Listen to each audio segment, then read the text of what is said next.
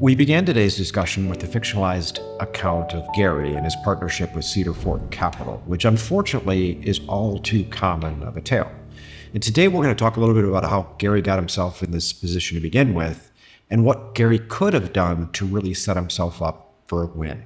Gary had worked hard over the last 30 years building his family business and never really thought about selling it. But like you, he receives a lot of emails in his inbox and calls from private equity firms and search funds telling him, "Hey Gary, we're super interested in your sector. Congratulations on your widget making prize in 2021. You'd be the perfect platform acquisition for our fund. Do you have time to get together?"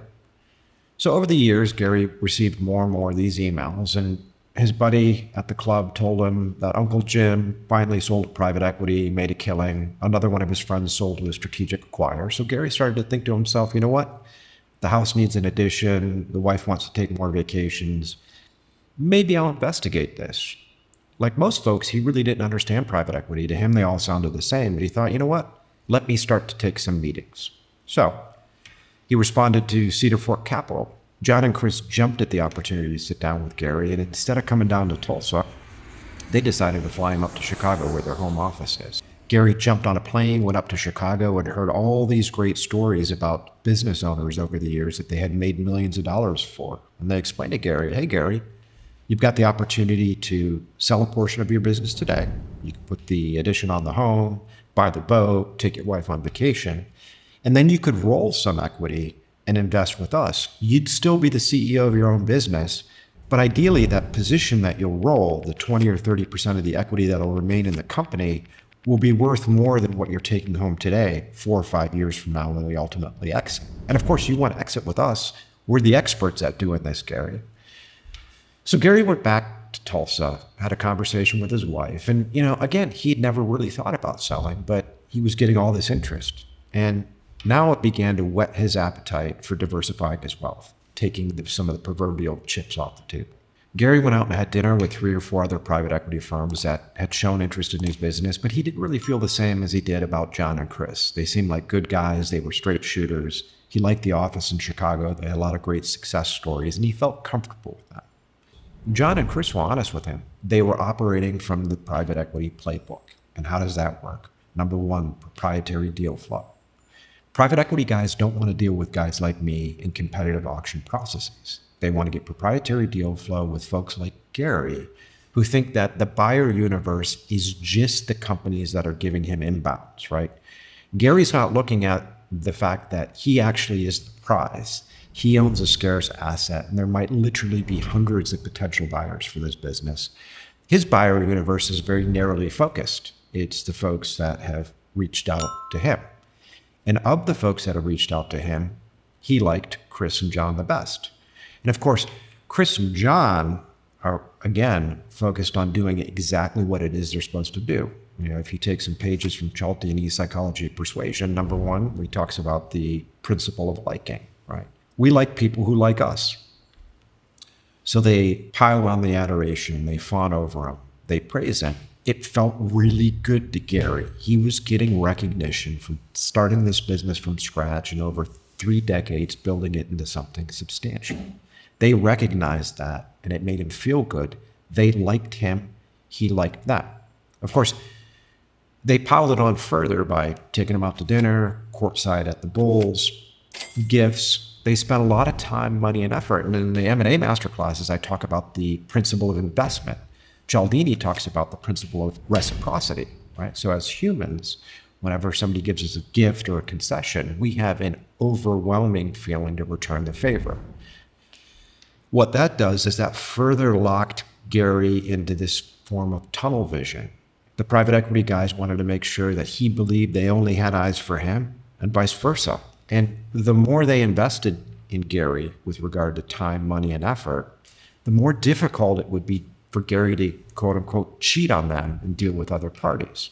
So as the acquisition mating dance took place over the course of a few months, they flew Gary up to Chicago multiple times. He felt more and more comfortable with them. He understood, hey, I'll take chips off the table today. I'll roll some equity. I'll still be CEO. He never questioned them about what operations looked like. He never asked them questions about what sort of KPIs he would get. He never interviewed former CEOs of the portfolio companies. He didn't feel the need to. I mean, at the end of the day, these guys are the experts. So what does he really need to do? And no one ever educated him as to how to go about doing this. So he felt very comfortable. And on that last trip to Chicago, he decided it was time to pull the trigger. He signed the deal.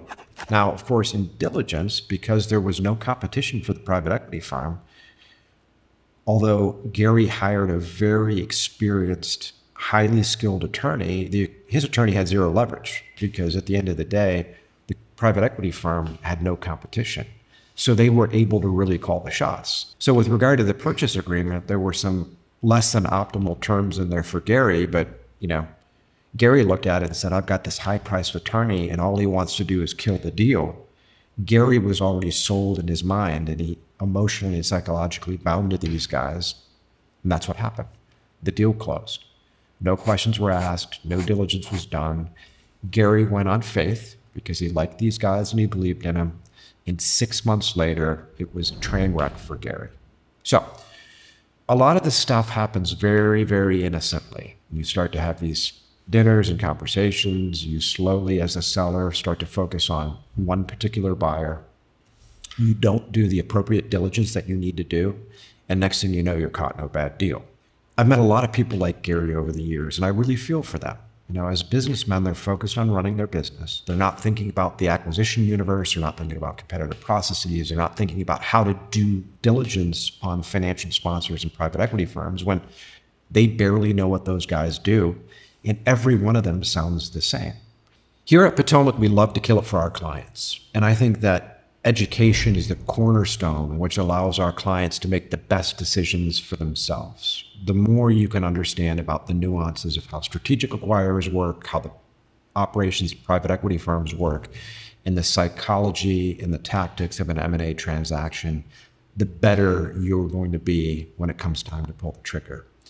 If you own a business and you're being contacted by strategic acquirers, search funds, private equity firms, and you're trying to size up what you might do, take a step back and give us a call. We'll help you forge a plan, whether that exit is a year from now, 5 years from now, or 10 years from now.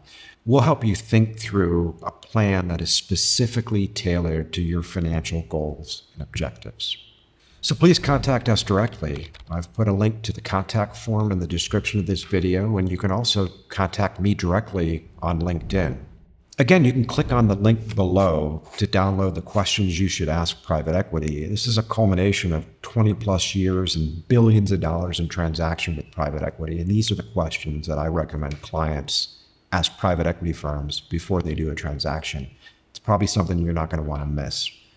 Further, if you got value from this video, you're not going to want to miss what we have coming up here in the coming weeks. We'll be doing the valuation masterclass. We'll be kicking off the buy-side M&A masterclass, and we've got a lot more to say on private equity. And feel free to share this masterclass series with somebody who you think might benefit from it. Again, I'm Paul Giannamore. Thank you for joining me today, and I'll see you on the next one.